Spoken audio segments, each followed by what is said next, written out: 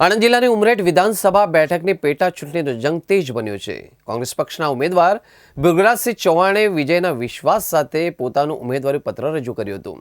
આ પ્રસંગે city Sutaria hall ખાતે આયોજિત જનસભામાં કોંગ્રેસનું ભારે શક્તિ પ્રદર્શન જોવા મળ્યું હતું। જનસભામાં પૂર્વ કેન્દ્રીય મંત્રી ભરતસિંહ સોલંકી, ગુજરાત પ્રદેશ કોંગ્રેસ પ્રમુખ અમિત ચાવડા, ધારાસભ્ય ઇમરાન ખેડાવાલા અને નટવરસિંહ સહિતના ટોચના નેતાઓ મંચ પર હાજર રહ્યા હતા। તેમની સાથે કપિલાબેન ચાવડા, ગોપાલસિંહ ચાવડા, યુનુસ મુખી અને અમર જોશી જેવા સ્થાનિક આગેવાનો પણ ઉપસ્થિત રહ્યા હતા।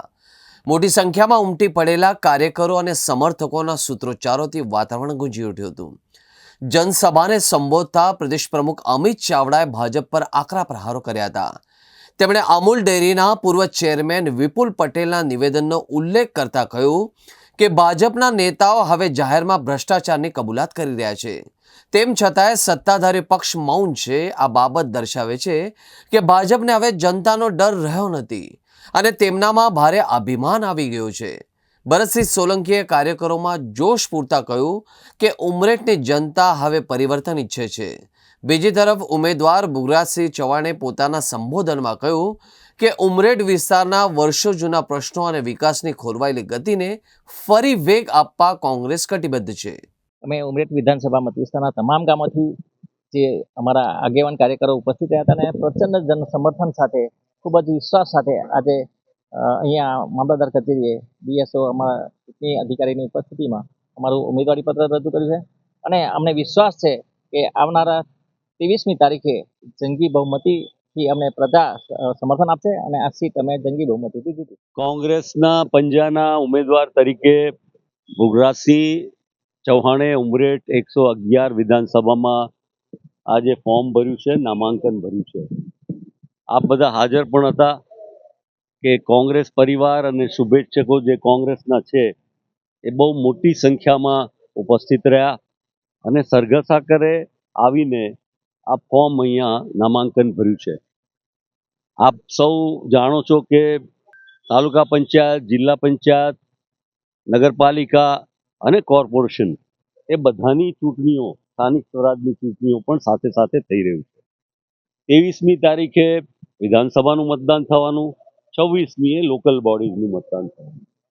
ઉમરેઠ વિધાનસભા બહુ વર્ષોથી કોંગ્રેસનો ગઢ રહ્યો છે, થોડા કેટલાક સમયથી કદાચ અમારી પીછેહટ પણ થઈ જાય, પણ મૂળભૂત રીતે વિચારસરણીની દ્રષ્ટિએ અને આજનો જે સમય છે એ સૌને માટે ચિંતાનો અને ખાસ કરીને નાગરિકો, સામાન્ય અને મધ્યમ વર્ગના તમામ જાતિના લોકો માટે ખૂબ ચિંતિત પસાર થઈ રહ્યો છે અને એવા સંજોગોમાં પેટા ચૂંટણી આવી છે ત્યારે આપણે સૌ જાણીએ છીએ અને અમે તો જાણીએ છીએ કે ભારતીય જનતા પાર્ટી ગમે તે કરીને આ ચૂંટણી જીતવા માટેનો પ્રયત્ન કરશે અને એટલા માટે એની તમામ તાકાત, જેમ સાંભળ્યું કે 40 એમના આગેવાનોને ઉતારશે, બીજાને ઉતારશે, એમએલએ, મિનિસ્ટર કે આ બધું જ બરોબર, પણ આખરે તો લોકશાહીમાં જનતા સર્વોપરી છે, મતદાતાઓ સર્વોપરી છે અને એમના મનમાં જે લાગે અને એમનો અંતરાત્મા જે રીતે રહે અને જે રીતે આપણે જોઈએ છીએ કે ભૃગરાજસિંહ એક વિનમ્ર શિક્ષિત ઉમેદવાર છે, તાલુકા પંચાયતના પ્રમુખ પણ રહી ચૂક્યા છે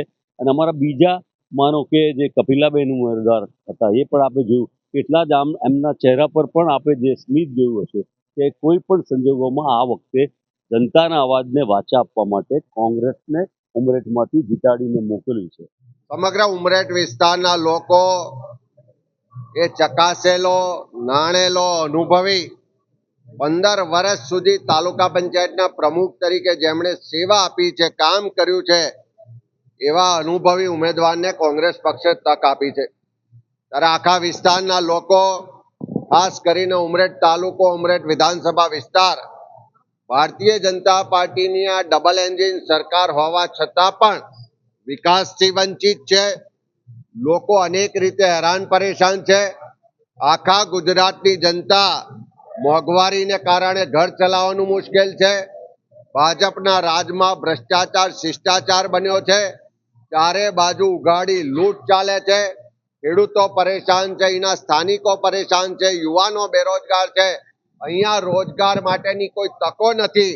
એવા સંજોગોમાં જે ગુજરાતની જનતા પરિવર્તન ઝંખે છે એનો સૌથી પહેલો સંદેશ આપવાની શરૂઆત આ ઉમરેઠ વિધાનસભાના લોકોએ તૈયારી કરીને સંકલ્પ કર્યો છે ત્યારે આજે ખૂબ મોટી સંખ્યામાં આગેવાનો કાર્યકરોની ઉપસ્થિતિમાં ફોર્મ ભરાશે. આવનારા દિવસોમાં કોંગ્રેસનો એક એક કાર્યકર એક એક પરિવારને એક એક ઘરે જઈ અને ગુજરાતની જનતાની તકલીફો, પીડા, દર્દ, આક્રોશની પણ વાત કરશે અને ઉમરેઠના લોકોની જે સમસ્યાઓ છે, જે પ્રશ્નો છે, જેની સુનવાઈ આ ડબલ એન્જિન સરકારમાં નથી થતી, લાંબા સમયથી ભાજપના ધારાસભ્યો ચૂંટાવા છતાં આખો વિસ્તાર વિકાસથી વંચિત છે, એ ઉમરેઠની પ્રજા આવનારા સમયમાં એના માટે સક્રિયતાથી કામ કરે એવા સ્થાનિક ઉમેદવાર માટે મતદાન કરવા માટે અમે અપીલ કરીશું.